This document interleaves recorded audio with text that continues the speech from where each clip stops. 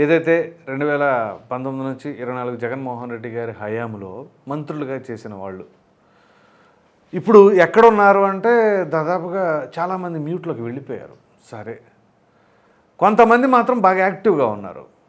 మ్యూట్లోకి వెళ్ళిపోయిన వాళ్ళు ఎందుకు మ్యూట్లోకి వెళ్ళిపోయారు, యాక్టివ్గా ఉన్న వాళ్ళు ఎందుకు యాక్టివ్గా ఉన్నారు అనేది మాత్రం ఖచ్చితంగా మాట్లాడుకోవాలి. ఎందుకంటే ఇక్కడ రెండు రకాలైన వర్షన్స్ ఉంటాయి. ఒకటి, అధికారం ఉన్నప్పుడు విచ్చలవిడిగా విర్రవీగిపోయి అధికారం కోల్పోగానే సైలెంట్గా వెళ్ళిపోతే ఓకే, అధికారం ఉన్నప్పుడు మాత్రమే వీళ్ళు చలామణి అవుతారు అనేది ఒకటి.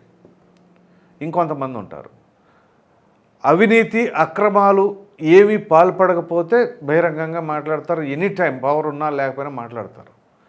అవినీతి అక్రమాలకు పాల్పడితే అమ్మో మనకెందుకు వచ్చిన గొడవ అని చెప్పేసి కొంతమంది సైలెంట్గా ఉంటారు.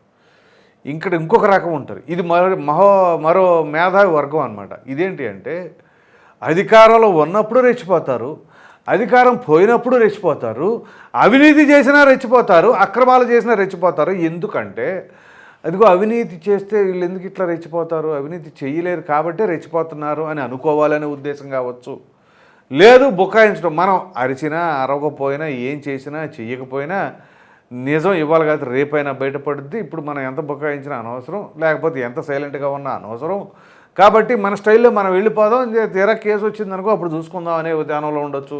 లేదా ఇంకొంతమంది ఎట్లాగంటే లాబీయింగులు, కూటమిలోనే ఉన్న నాయకుల ద్వారా కొంతమంది లాబీయింగులు చేసి కేసులు దాకా రానియకుండా చూసే ప్రయత్నాలు చేసుకోవటం. ఇలా చాలా ఎగ్జాంపుల్స్ విత్ నేమ్స్తో సహా నాకు తెలుసు, పేర్లతో సహా. సో కానీ అన్నీ నేను డైరెక్ట్గా చెప్పలేను కాబట్టి కొన్ని అంశాలు చెప్పగలిగినవి మాత్రం చెప్తా.